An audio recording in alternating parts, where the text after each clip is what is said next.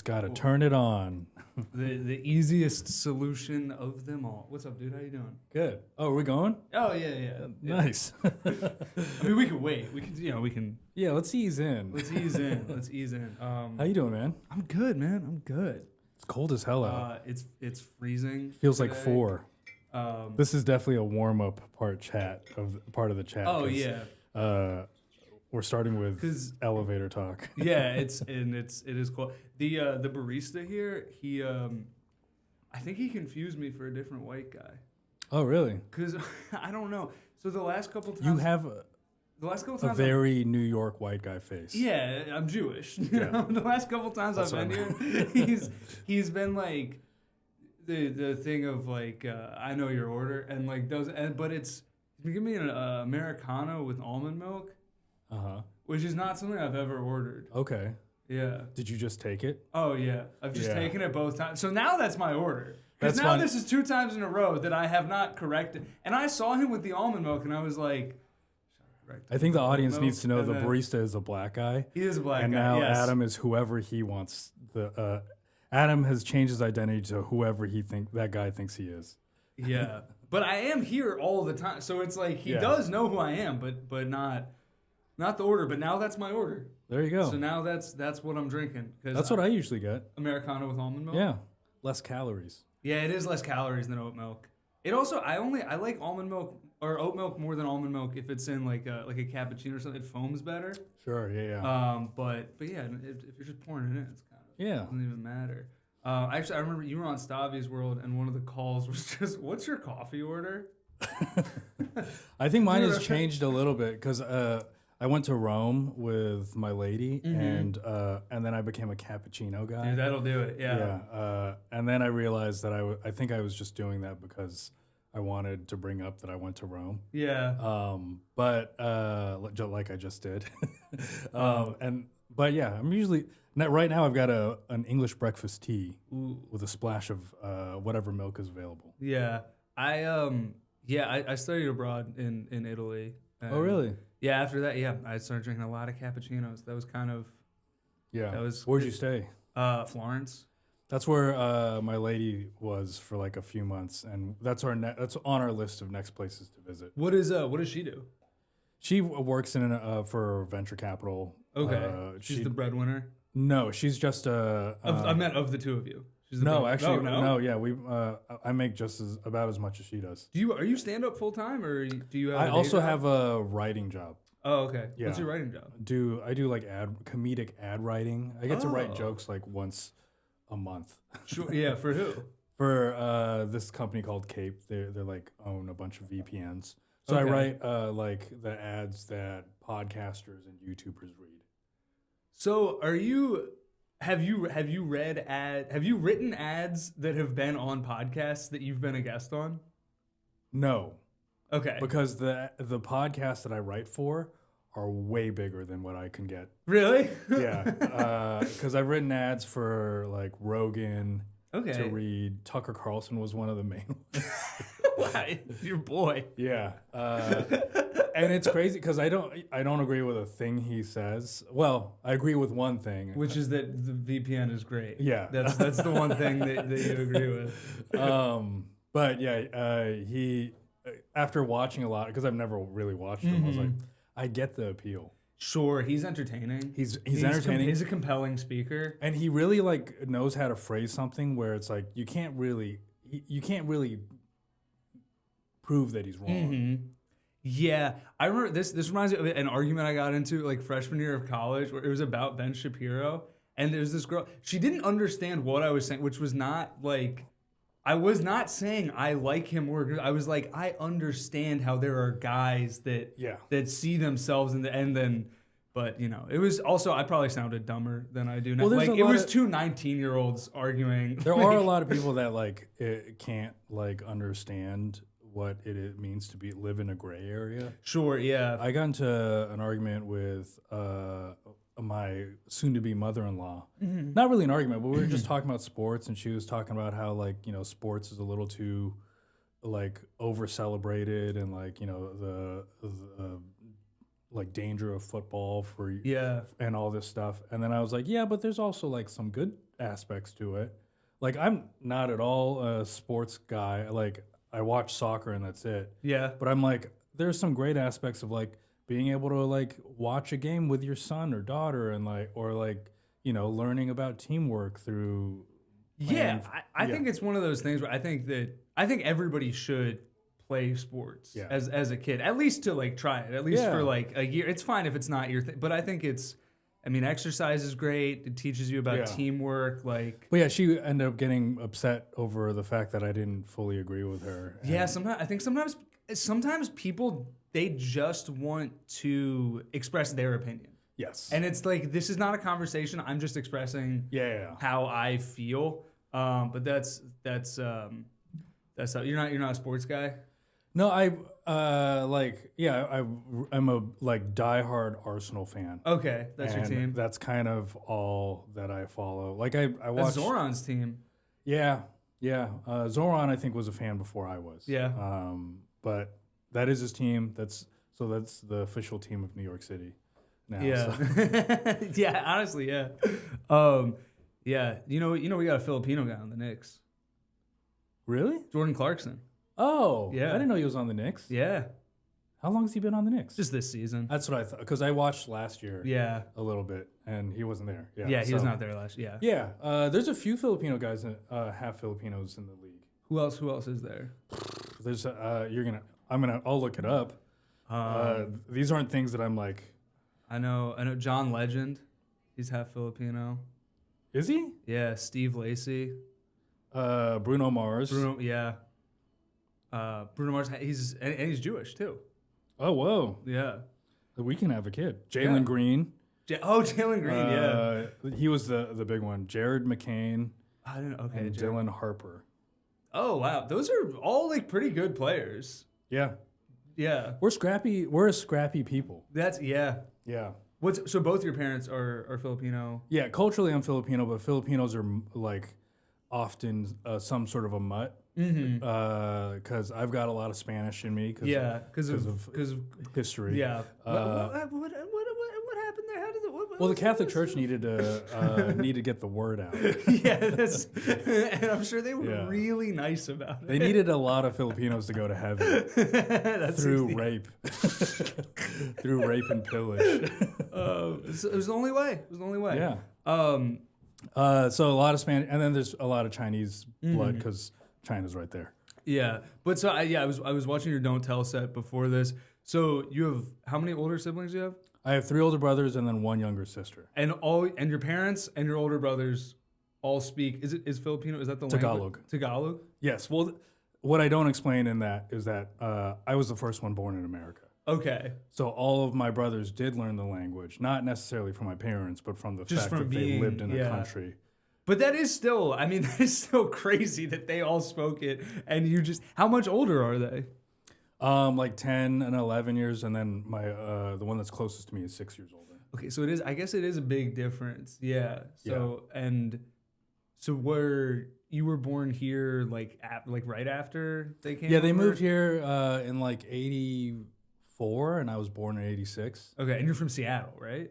I grew up in Seattle, but I was born in Dallas, Texas. Because when my parents moved here, so we have my mom's parents and my mom's brother was in the Navy, so they were stationed around Seattle, and then they came to Seattle, couldn't find jobs.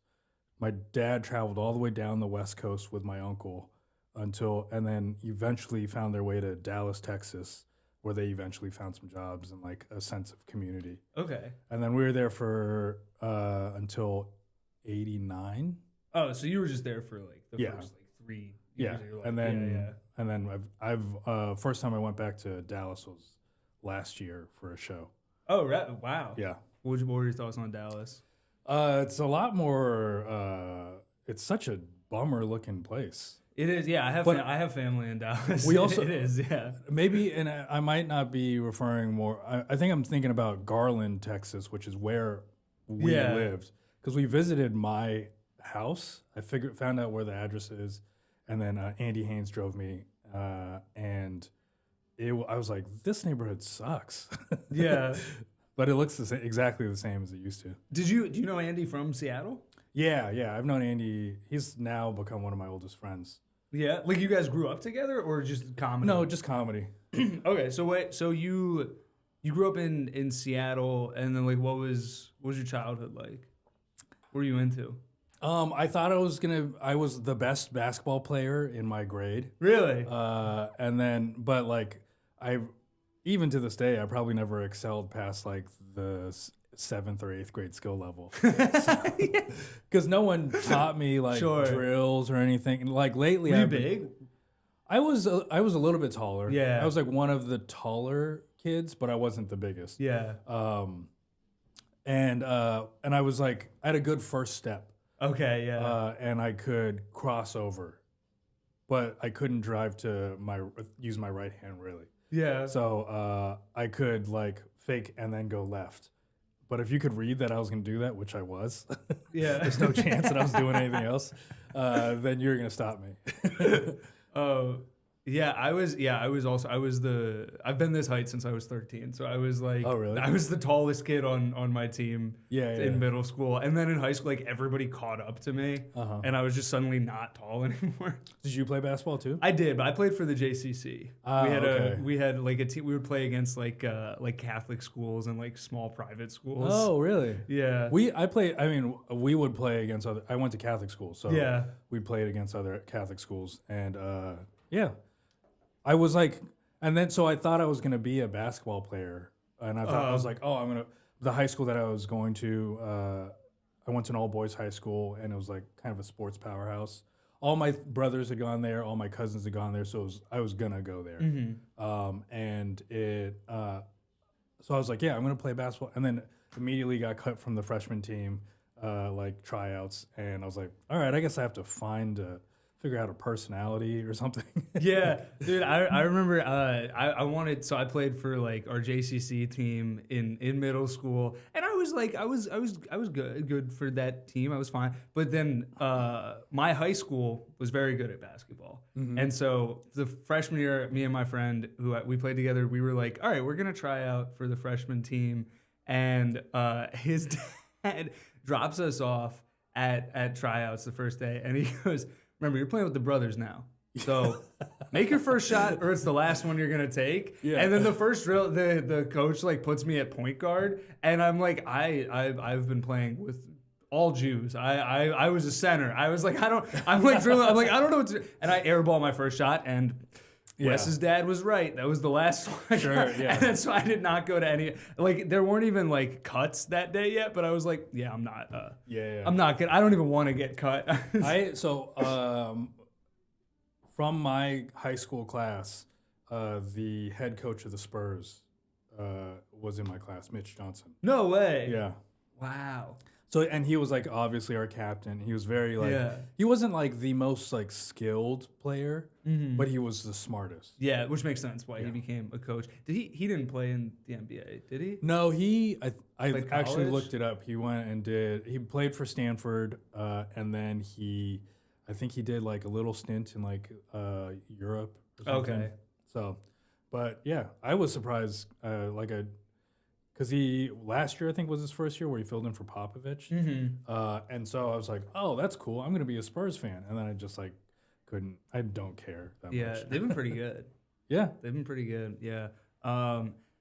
So then freshman year you realized you're not going to the league. Yeah. So I was and then I was like always hanging out with like trying to be around the kids that I thought were funny. Yeah. I was never the funniest. Okay. I thought like I would, chip in here and there for some laughs, but I was never the center of attention.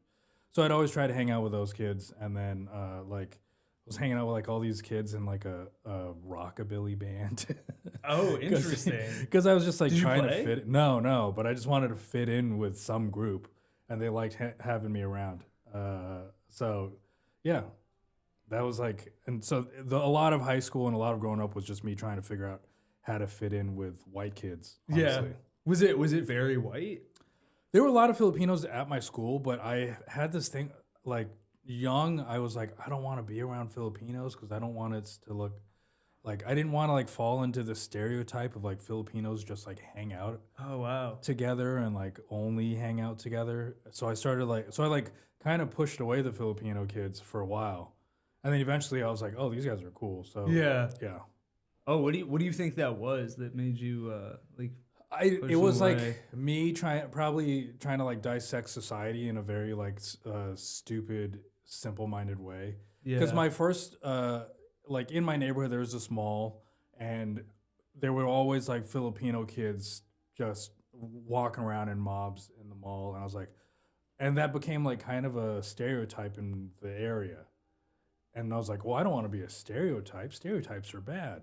And then I went so far the other direction that I was like pretending to be something that I'm not for years. So what do you feel like you pretended to be? Because I think that's pretty common. I pretended to be like into rockabilly. That's so weird to me because this is like what were we talking 90s, early 2000s? No, this is like 2000 like 1 to 5. rockabilly. Yeah. Was I mean that. It's stupid. I don't even was There that wasn't that, really was that a a scene. thing? Like I don't. It was like a little scene, and it wasn't at all popular. But I think it was like, you know, I also had this thing where I was like, I never listened to like popular music. Sure, I was like that too. I thought I was better than Oh that. yeah. So I was like, oh, I listened to underground rap, and it was just Yeah. like bad rap. What was it? Were you listening to like Blue Scholars? Oh, well, Blue Scholars has now become. I'm friends with Gio. No way, really? Yeah, My brother got me into it because he had when he went to college. I didn't really like Blue Scholars. Yeah, it's not really something I listen to anymore. When he went to college, he had a friend from Seattle that got him into that. Yeah, it's slam poetry. It is. It's slam poetry over beats. Yeah, but they were huge amongst college kids who I would thought bet, they were deep. Are they Filipino or one of them? Gio is Filipino, and then Yeah. I think it's Sabzi is his name. He doesn't even do music anymore, I don't think. But yeah, that's the kind. I remember that kind of like conscious rap being very big around that time. I was into like Black Eyed Peas before Fergie. Of course, Like Jurassic 5 and like Diggable Planets was the one that I was like, I kept buying their albums and never liked their music. Really, that's when I got into later. That's more of like kind of like a jazz rap thing. But Yeah. what about Macklemore? Are you the same age as him? Never. No, Macklemore's like 4 years older than me. Okay, he went to high school with Andy, right? Yes. Yeah. So I never liked Macklemore because I never liked. So I used to hang out. I forget that this is a big part of my life. I used to breakdance in high Really? school. So I was hanging out with my brother. Went to You were a community b-boy. college. Yeah, and he was like he became friends with all these b-boys at that school, and then I was like, oh, I'm gonna do this too. So I would like go and we would like dance in the middle of like downtown Seattle. And then the rappers, like Macklemore was there hanging out at Westlake Mall, like trying to like hand out like mixtapes. and Yeah. whatnot. Yeah.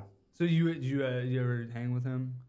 Like never, he won't remember me. Sure. And I don't even recall. I just know that he was around. He was around, but you Yeah. never fucked with his music. No, I never. And like when, what was it, Thrift Shop? I think Thrift that Shop was his big hit. Thrift Shop was I the one. Yeah. hated it.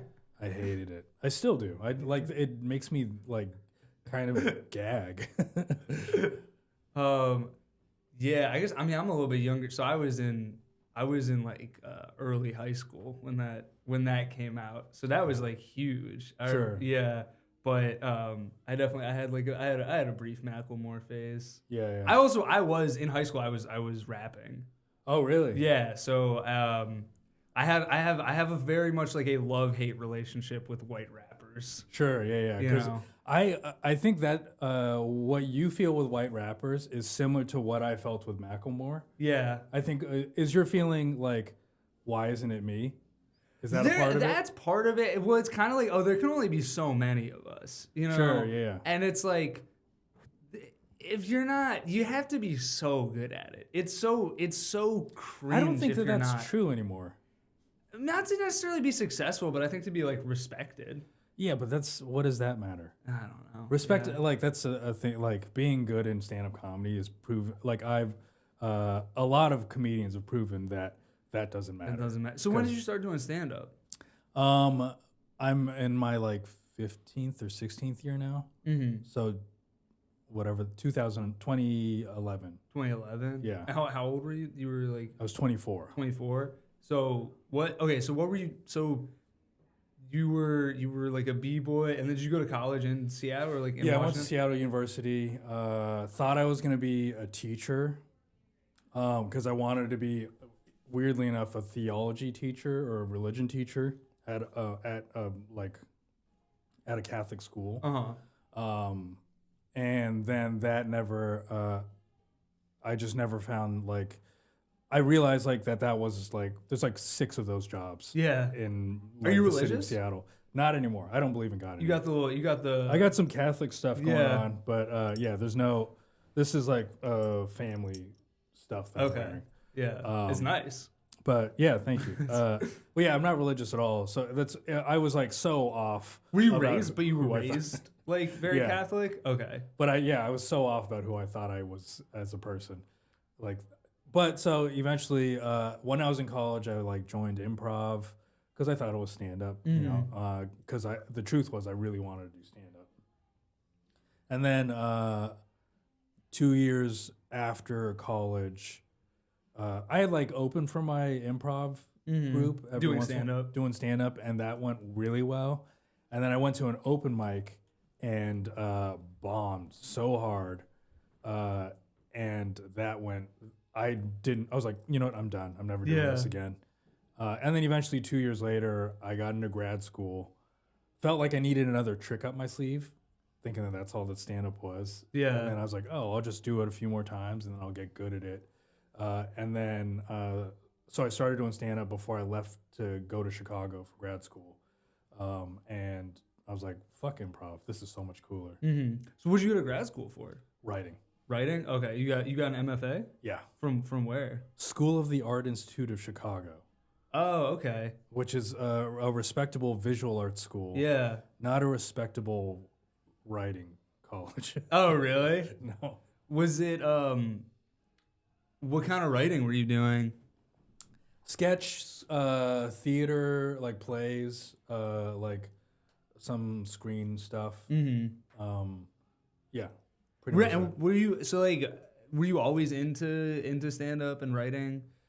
I think I got more into being funny. I think I always wanted to be funny. Were you like a fan of it growing up though? Like Yeah, you yeah. watched a lot of comedy? I grew up watching Comic View. Oh, okay. That's a little bit before my time. Sure, yeah. But I know of it, obviously. But the reason why I grew up watching that was because my parents, like, their comprehension of English wasn't as savvy as mine. And they were...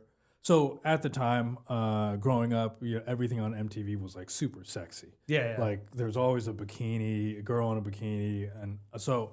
And I wanted to watch something like music video TV and like cool TV. So it was either watch something super sexy or watch black dudes do stand up on BET. And so I would watch that because I didn't want to get in trouble when my parents walked in the room. Oh, okay. I was thinking you were gonna say that your parents like watched it with you, and your parents just spoke English with a black accent. Yeah, their first English words were, "What do you do?" Yeah, How that's do so you two know funny. each other? That's such a funny thing about Look like at this motherfucker. That's my dad. about like European NBA players is that like you hear like when they first come in, they're like, "Yes, it's good to play basketball," and then like a year later, they just sound black. They're just like, Well, that's what what's that short Japanese kid? oh, the one that was on the Grizzlies, Yuri, Yeah. or Yuki.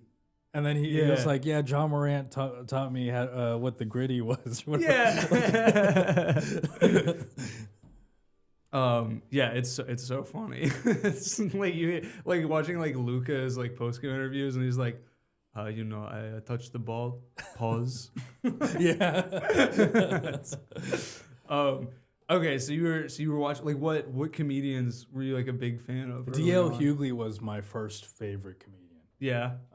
Yeah, I love D.L. Hughley, and then like Chappelle and Chris Rock weren't on Comic View. No, they were a little bit bigger than that.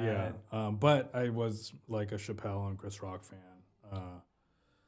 Yeah, like I was And that was pretty much, I was like a big Chappelle fan until Louis. And then Louis was your And then guy. Louis was the guy. Yeah, I think I was pretty similar. I think Chappelle was. I feel like Chappelle and Chris Rock were two of the first comics that I watched. Yeah. Because my brother is like 5 years older than me, so he like got me into comedy, and it was a lot of black comedy early on. But then then when Louis, I think like I started watching that when I was like in middle school. And How old are you? I'm 29. Oh, damn. Okay. Yeah, so how old are you? 39. 39. Okay, yeah. Yeah. He was, I was in college when I bought, or I borrowed the DVD for Chewed Up. I think was that his first one? He's released so much shit. He's put out so much stuff.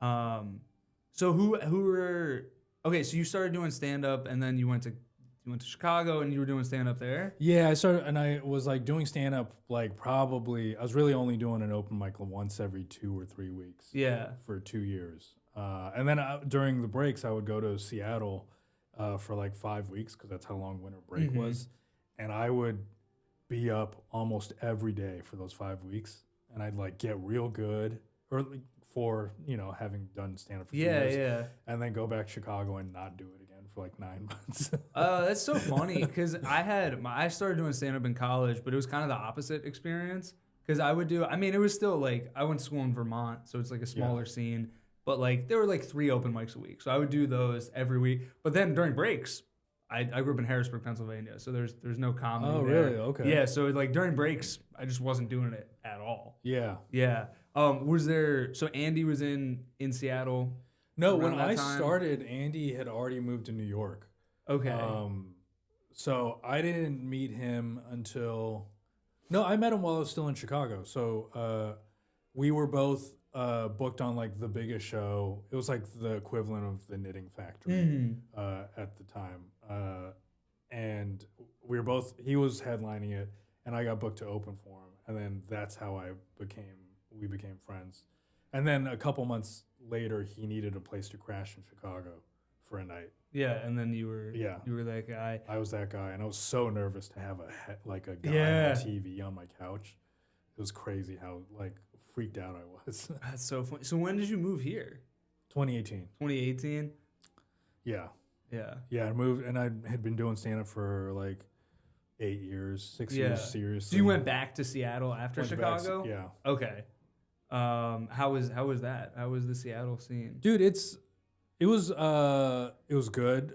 It's a great place to, if you can figure out how to keep your eye on like the national level of comedy, it's a good place to be because there was a lot of stage time when I was there. I don't know what it's like now. I've heard it hasn't really come back from COVID. Yeah, I know that like I was like my class of comics, we all kind of left around the same time. Yeah. And we were kind of like the spine of the alt scene at the time. And I don't think that anything really came of that, came after us. So who else was there? No one notable. Notable? Yeah. There's a guy, he was on, Milan Patel was one, he did the Netflix Introducing last year. Oh, okay. Very funny. He's like so much more talented than me. Yeah. I gotta get him on this. Yeah. But he's in, all the other comics went to LA. Oh, I guess that makes sense because West Coast. Yeah. Yeah. I only went to, I was supposed to go to LA, and then the reason why I went to New York was because Andy was out here for a couple months living with Mike Racine. And then he was like, come visit for just New York rules, just come visit, and then, we'll move to LA. Because we were supposed to be roommates. We ended up being roommates here. But yeah, I was here for a week, and then I didn't realize I got to do all the cool shows. Like I was doing what's it called? Too Many Cooks was a hot show. The one that Tom Delgado does with Courtney McGinnis. Okay. I did that show, both of those shows the same night. I did a bunch of cool shows, and I didn't realize that they were like the coolest ones. Right, and you're like, this is what every week's going to be like. Well, what happened was even throughout the week, I didn't realize. Yeah. Because these are just as good as Seattle, any smaller city shows. Right, and the thing about being in a smaller scene is that you get to get on the All the cool shows, more easily. You know, it happens more quickly than it would here. But so I came here, and then everyone was like sizing me up. I saw people like watch with their arms crossed, and then I'd always start with like my most impressive joke for comics, and then I could see their like arms unfold. And then I became friends with a lot of people that week. So through that, I was like, let's live in New York, man. Yeah, this is way cooler. But Andy, he did live in LA for a little bit, didn't he? He did, yeah. He spent I don't know how many years there, but he was there for a while. So you said last time I saw you, you said you had a story about Minnesota. You were I was in Minneapolis. Me and Anthony DeVito, friend of the pod, flew into. We were doing Acme, and the day that we landed was the day that Renee Good got shot. And Minneapolis was actually, it was a lot more docile than I thought. Yeah. Than the news was making. Then your boy Tucker. Yeah. So we were like, okay, definitely Renee Good is probably the craziest thing that's going to happen this week. So like, we're just focused on like, how do we like tailor our sets towards that. The Saturday early show. I had a whatever set. It felt fine. I get off stage, Anthony goes on, and I'm talking with his wife in the green room, Julia Solomon, and she is like, my back is to the stage, and then her eyes she light up, and she's like, "What's going on?" And Anthony like somberly walks in. This is 4 minutes into his act. Yeah. And then he goes, "A guy just died out there." But in the audience. In the what? Yeah. And then, cause he had like heard he had heard some ruckus, and he thought it was like someone was drunk. And then he started to hear the words unresponsive and no pulse.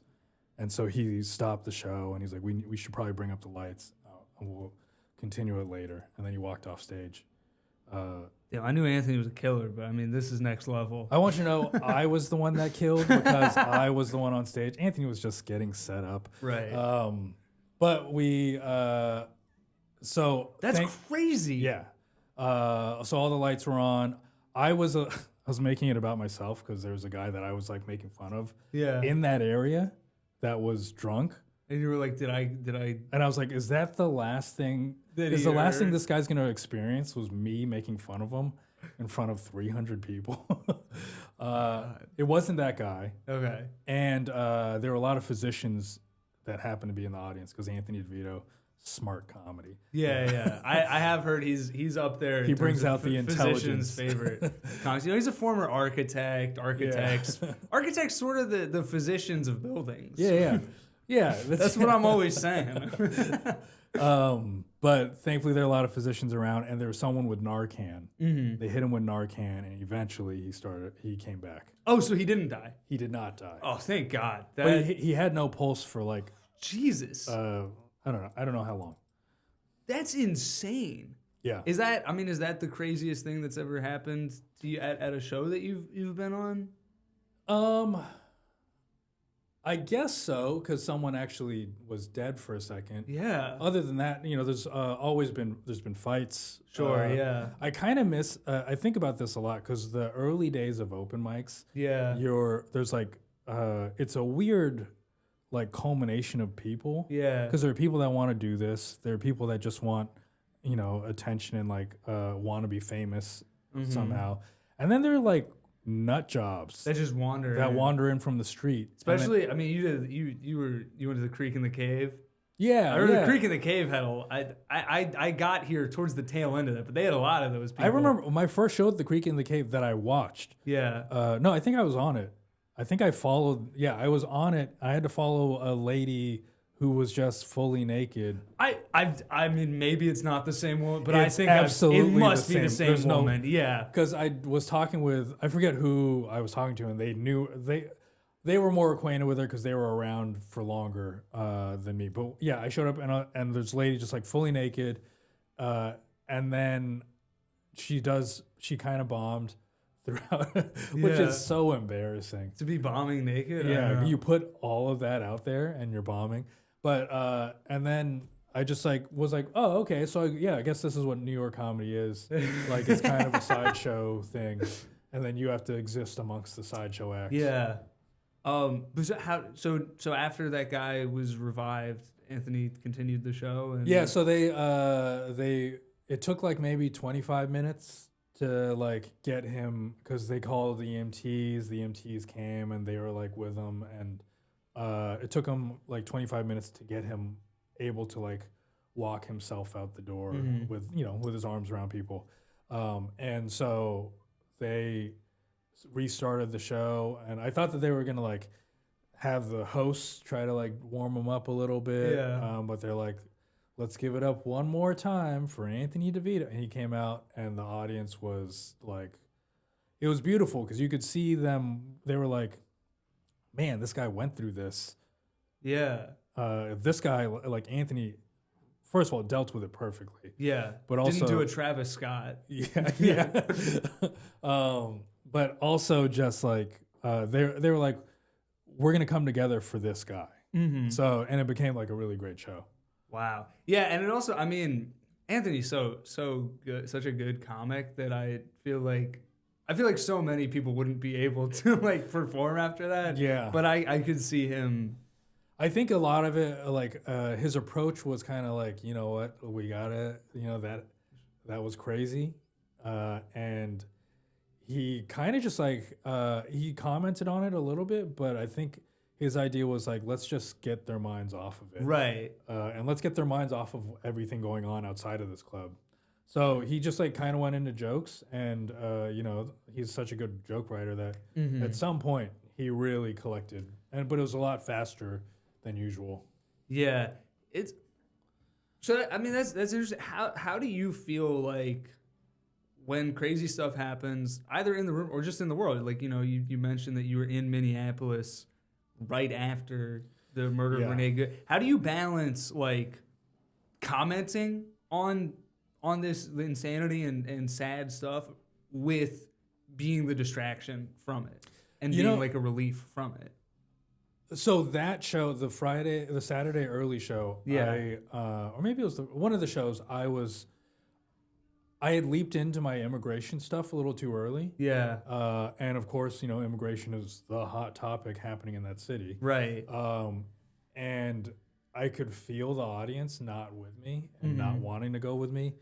And so I was like trying to comment on a little bit's like commenting on the fact that this joke didn't work as well. Yeah. And just being like, sorry, I didn't know that, look, they booked me, and none of us knew that lady was going to get shot this week. Yeah. So, like, I asked ICE to wait. How did that do? No, didn't work at all. But I don't know. I think like it is. You kind of just got to do your job. Yeah. I don't know. I guess you have to understand what you're capable of.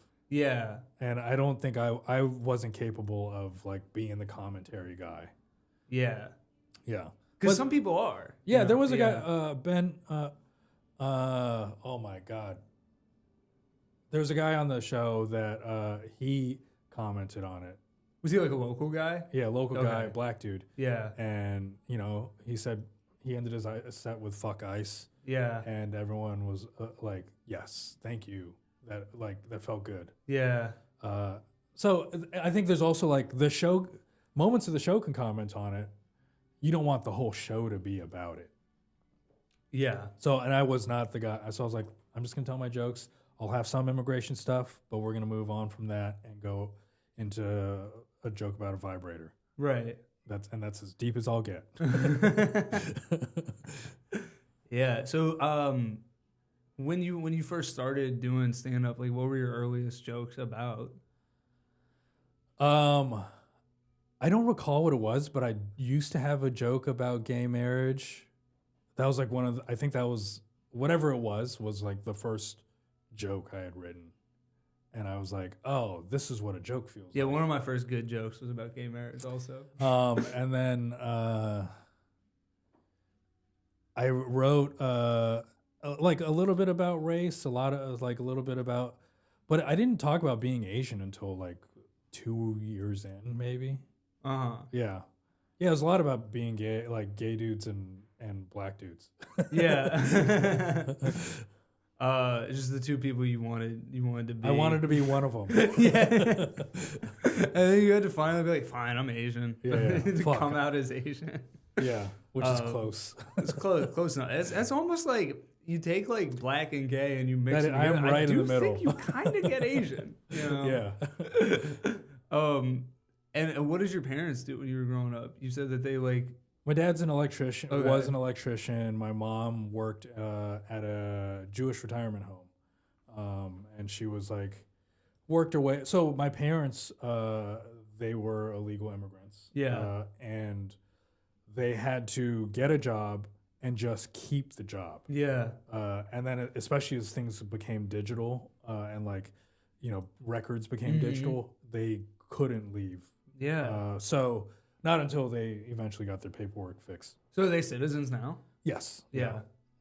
Which I don't know how much that's going to hold up against. Sure, it does regime. not. Yeah, it doesn't seem like that matters anymore. It's just crazy. Yeah, I don't know how like soon I'll have to start traveling with my passport on me all the time. Right. Yeah. But we'll see. I don't know. Dude, yeah, I don't know. It is wild. I was at a coffee shop the other day and just seeing like little like pieces of paper like on tables that are like ICE help like hotline. They're like if you see ICE, call this number, and it's like that is crazy. That's just a thing now. Yeah. Like that's just a reality. There's that also we're like living in. There's also like codes for like what whistles mean. Yeah. Like a long whistle means that like you need help or something like that. Or like short whistles that you've spotted ICE. It's like it is crazy how much like they don't care that this looks like Nazi Germany. Yeah. Yeah, I mean, well, it's almost like it's by design. Yeah, I guess so. Yeah, I don't know. It's very. Here's what's difficult about this is like, what are we doing? No, I know exactly. It's like I think I've seen some people like have variations of the joke. It's like, well, now you don't have to wonder anymore. Like, what would I have done in Nazi Germany? Yeah. Like this is it. Like, I would have just walked past the camps. I would have been like, oh, that's a bump. Well, I would have been dead in Nazi Germany, but yeah. I mean, I probably would have too. Yeah, they don't. But if I was passing as a German guy, I would have been. If I looked white, then I would have been like, man, that sucks. I gotta get to the open mic. Yeah, I was like, what a bummer. Maybe I can make this funny. Is there a bit here? Yeah. You ever notice how Gestapo? Hey, why don't you stop? Yeah. How did you get stopped that? Yeah. Yeah, it sucks. Yeah. But being in Minneapolis, the beautiful part about being in Minneapolis was like there were a lot of people, and there were a lot of people that were like, "Thank you for coming here." Not that I had a choice; I was already there. Yeah. But thank you for coming here, and thank you for doing, because like John Mulaney had canceled a bunch of shows. Really? He was supposed to do like the theater there, and he canceled his entire Minneapolis like stop. And so they were like, thank you for doing this. We needed this. We needed to take our minds off this. And I was like, I forgot that this was for anyone else but me. Oh. Because it's such a self-indulgent art form. Yeah. And it's so fucking like gritty in terms of like, we're all like trying to get whatever little crumbs we can to get further in the game. Yeah. And so that made me like, kind of take a step back and go, oh yes, I do this to make people happy. Right. I mean, that's the it's goal. a part of it. That's the goal of comedy. Yeah, I do. It is funny because I think from the audience's perspective, a lot of people like they see stand-up comedy as like That's so noble that you're like making people laugh. You're putting yourself out there, and we don't think about that Not at all. We don't. It's crazy. We don't give a shit about the audience. And then when they don't laugh, I go, fuck you. Fuck you for not. That was a good pubic hair joke. Dude, you can have a perfect set with one joke that bombs. Yeah. And that's all you're thinking about. And all you're thinking about is like, why didn't that show? And you completely forget about like, wow, that's great. I made those people laugh. Like I brought joy to them. Well, that's the torment that we're supposed to go through so that they don't have to think about, so that the next show is show even up better. with it. Yeah. It's, but so like weirdly, like in an ironic way, our self-indulgence is helping other people. Yeah, and that's what I tell myself every day. Yes. I look into that's my mantra. Yeah. As I'm kissing the mirror. Yeah. Because I have to be beautiful. Yeah. Because I want to give people something good to look at. You're a good looking guy, so you're nailing it. How did you and your wife meet? Or fiance? Fiance. Yeah. Actually at New York Comedy Club.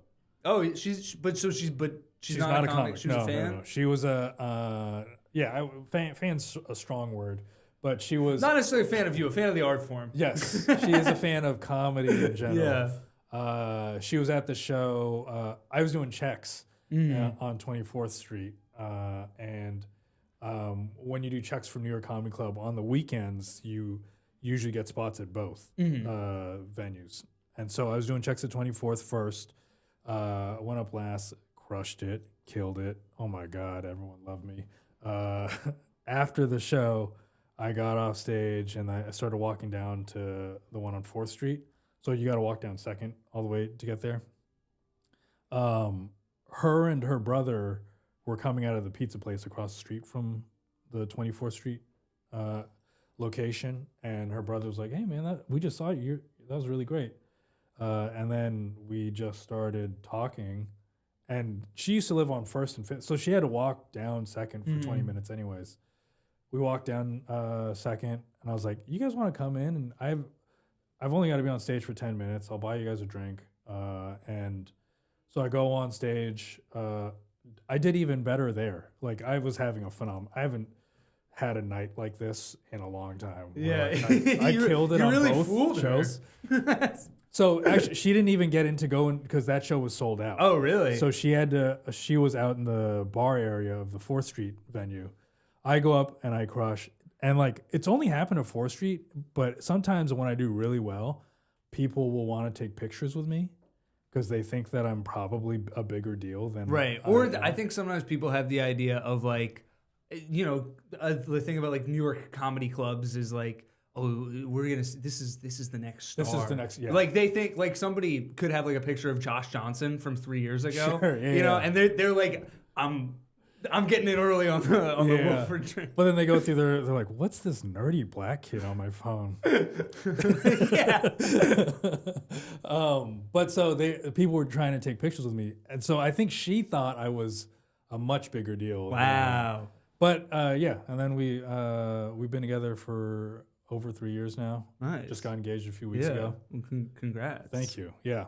We'll see. We got to have a kid soon. Soon? That's what a lot of my comedy is about right now. It's like just because you're the same age? We're she's 37. Okay. So we just gotta, and you don't want to. I don't want to wait any longer and stress her out. So we're trying.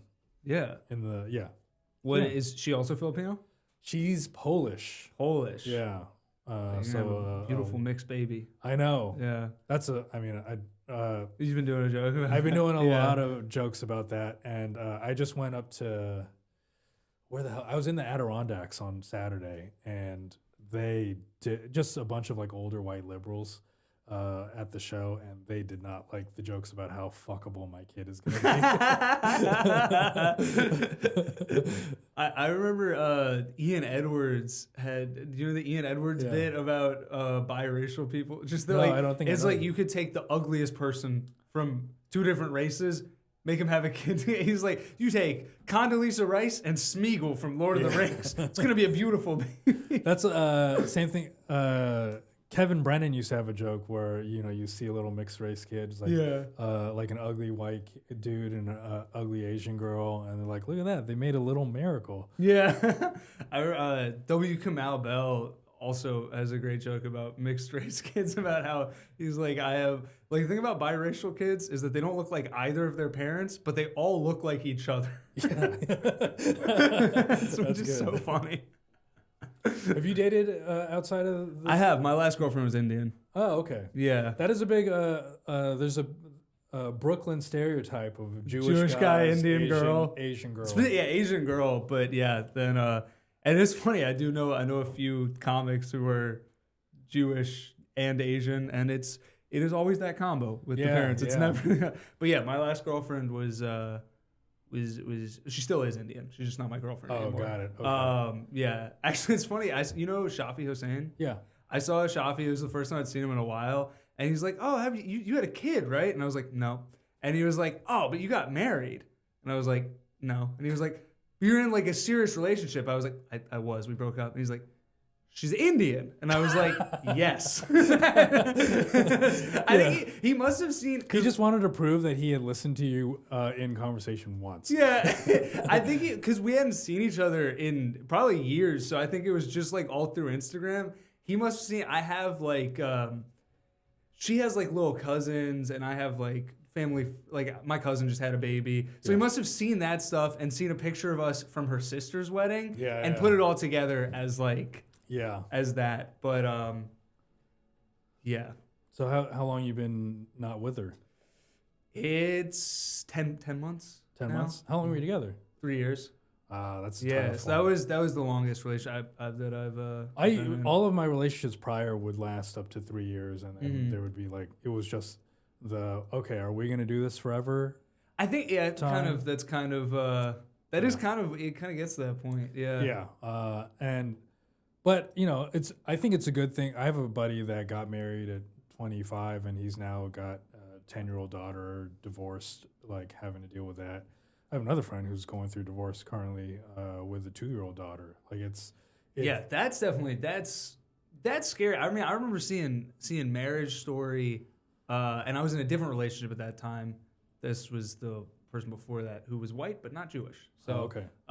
So still trying to branch out. But so I remember seeing Marriage Story and just being like, God, divorce sucks, especially if you have a kid. Yeah. Because unfortunately, my parents are still together and love each other. But like, the idea of going through that is definitely something that scares me. Yeah, it's. I was just hanging out with my buddy and his 2-year-old daughter. And I was like, man, this is so difficult to be a single parent. Yeah. Like, it was difficult for me because she wanted to hang out with me a lot. The kid? Yeah. Yeah. And I was like, I don't want all this pressure to be the like, a surrogate parent for the weekend. Yeah. Yeah, it's crazy. But, yeah, my lady and I, we're never going to get, I'm done looking at other women. Yeah. I'm so done with it. I'm so, like... ready to call her my wife and just be done with like who I don't even see attractive women the same way that I used to. Because before I used to be like, oh, how do I become a part of her life? Yeah. And now I'm like, fuck off. Like, you're not as cool as my lady. That's great. Yeah.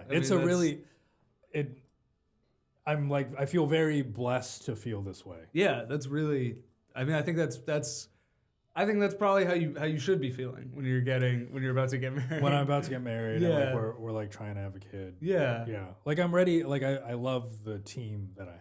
Mm-hmm. So you're not trying to enter free agency. No. And nor are we trying to get some new draft picks. Yeah. No contract negotiations, every extension. Yeah. And then we can, let's use soccer terms, we'll continue to get relegated. Yeah. But who cares? Who cares? The vibes are right. I've actually become like that type of guy where I'm like, success doesn't matter to me. Yeah. Like to me, I care about like keeping the people around me. Yeah, well, that's a great segue into the titular question. Oh, why? Yeah, why aren't you more famous? I I don't know how I didn't bring this up. I had this idea for the podcast. No way, really? I was like, this would have been like, because there's such a void of people, like people don't have this idea, realize that there are thousands. Okay, here, I'm going to back up. I used to listen to these podcasts, and I remember listening to like Conan on WTF and being like, oh my God, he grew up Catholic. I grew up Catholic. Yeah. Like, I can do what he did. But you hear the dozens of stories that are success stories, but you don't hear the thousands of failure stories, the thousands of people that are funny and just never had a break. Yeah. So that's why I had the idea for this podcast, but never did it. Well, that makes me feel good. You're actually the second person to tell me that they had a similar idea. Oh, really? For the podcast. Yeah, which, I mean, as somebody who has seen many things, have been like, I had that idea. I wish I'd done that. You know, You did it. It feels good to to be the guy that did it. Yeah, to actually do it. But okay, so but why aren't you more famous? I think there's I had quite an ego early on, thinking that like things should be handed to me, and I wasn't working as hard as I should. I still don't work as hard as I think I should. And I know there's a lot of like I'm not what's in vogue right now. Not that I even know what's in vogue anymore because of social media. How do you feel you're not what's in vogue? For a long time, I thought I was like. Actually, I'm gonna take that back. But for a long time, what was in vogue was not being a dark comic, and like I don't think I'm necessarily edgy, but I make light of dark stuff. You go there, you know. I'll go places. You know? Yeah. But I'm definitely like I don't belong in Austin. No, yeah. But I like was fighting to like I don't know. I just thought I deserved stuff and wasn't really working for it. And also I do think there is a little bit of a heel that like the Asian dudes don't get the like ability to say as much as other guys. Like I honestly think white guys get to say more than Asian dudes, because I think there's this expectation of like I should be like woke. Yeah, but I'm not. I think there's also. I think because it's like the society that we live in is dominated by white guys. White guys, like a lot of like white guy comedy is, it's commenting on the world, and then if you're not that, if you're a minority, especially like Asian, it's like no, I don't want to. You're supposed to tell me about what's it like growing up Filipino. Like that's what your jokes are supposed to be. Yeah. Rather than just being about whatever you want them to be about. Yeah, I don't know. Like, there's also thousands of better comedians than me. Sure. Yeah. That's a lot. That's a lot of why I'm not famous. Yeah. Yeah. But I don't know. Why do you think I'm not famous? I don't know. I feel like I don't know you well enough to have like a good answer. That's also the thing with so many people. Like most of the people I've had on, it's like. The biggest reason why I started this podcast was like obviously I like the the premise and that question, but that was more like I kind of wanted to start a podcast even before having that in mind. It was just like once I got that, then I was like, all right, now I have a little bit of a hook. Yeah. And before that, it was like I meet all these cool people in comedy that like. We'll play basketball together, or like we'll see each other at a show or something. Yeah. And we'll talk for like 5 minutes, and I'm like. I would like to be able to talk to people and get to know them, and get to know people better than that, It's unfortunate that like that's the only that is kind of the only way is by doing a podcast. Is like let me book you on something. Sure, yeah. Like 12 people might hear it. Yeah, literally, yeah. But then we're all so It's because I think it's less about like who you are or what comedians are. I think it's a lot about like. Male culture for people in their 30s. Yeah, we need an activity. Yes, that's the thing. And like, were you there for Sean Murphy's flag football game? No, I was out of town. It was like such a fun like collection of guys, and like it's just all these guys that I'm like, I should hang out with you guys Right. all the time. Yeah. But I'm never like, it takes like Sean Murphy to do a once a year flag football tournament. Yeah. For this to happen. No, exactly. It's like I think guys we really need an activity to hang out where it seems like women are able to just be like, yeah, let's grab a drink, let's get coffee. What is it about why are women able to just talk without microphones in their faces? Like what is it about us that doesn't have that, or what is it about them that they're I think it's sort of like societal expectations and like how we're raised gender wise. I think that communicating feelings and just having like talking as an activity feels like something that just has been like ingrained and allowed in women more.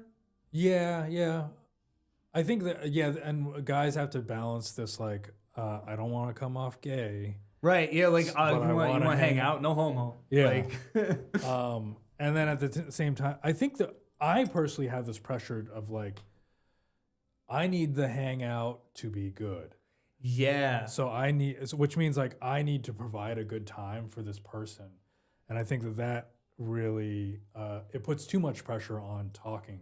Yeah, completely. And it's like, even though like all we're doing right now is just having a conversation, but the fact that we're recording it for a podcast it provides a function to the conversation.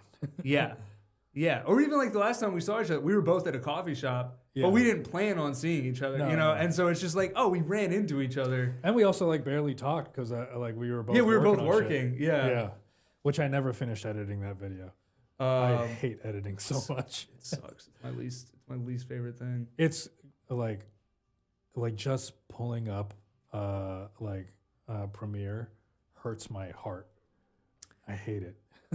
Yeah, it's honestly at this point the only reason why I want to be more, well, not the only reason. I would like to be like a successful comedian, but a big thing for me right now is just like I'm like I would really like to be able to like pay somebody to do the things I don't want to do. Yeah.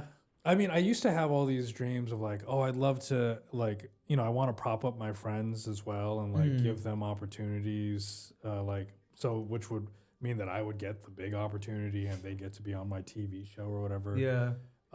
And now my goals are like, I want to make more money for my family. Yeah. Because I know that I'm not going to get a TV show. Yeah. I'm likely not. Wilfred was already a show. Yeah, I know. You missed the window on that. That's a bummer. I lost that to a dog.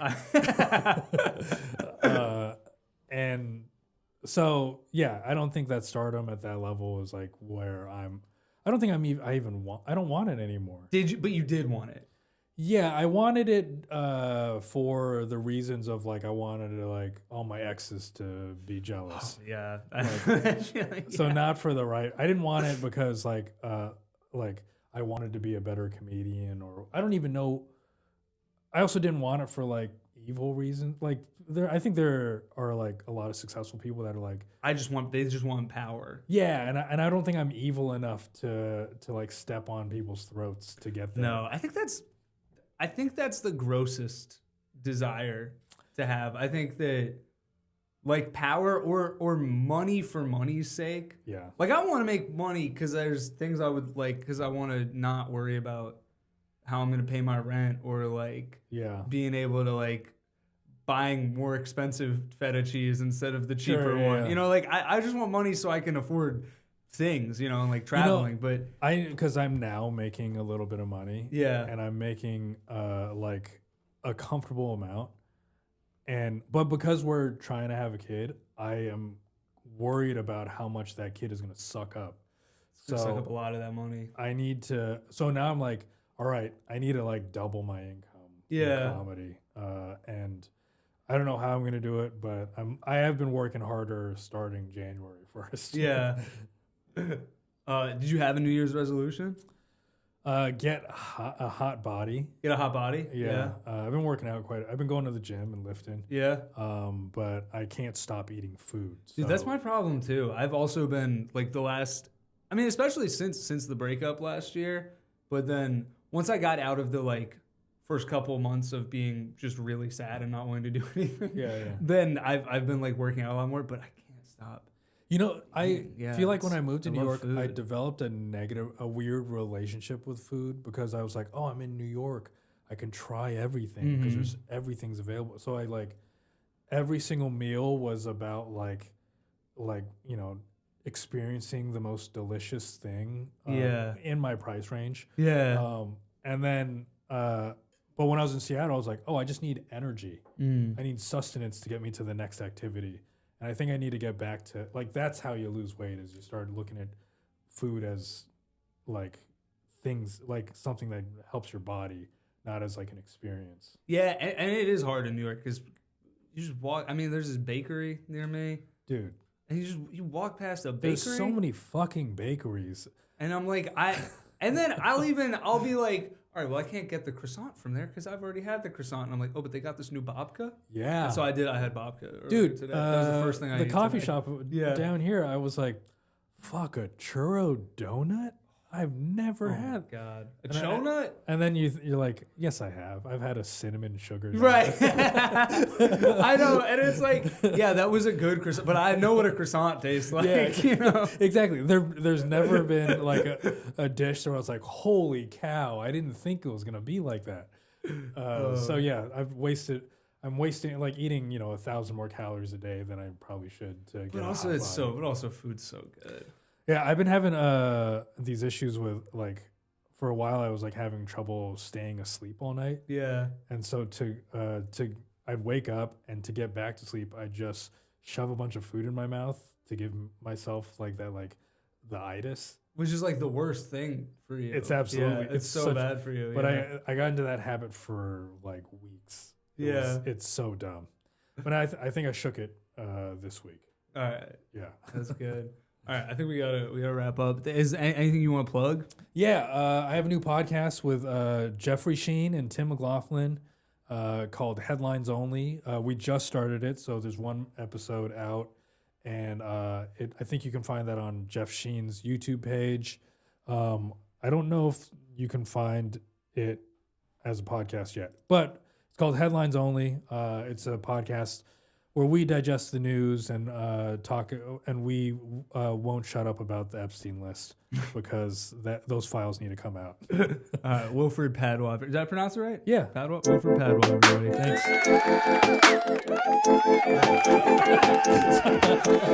Thanks.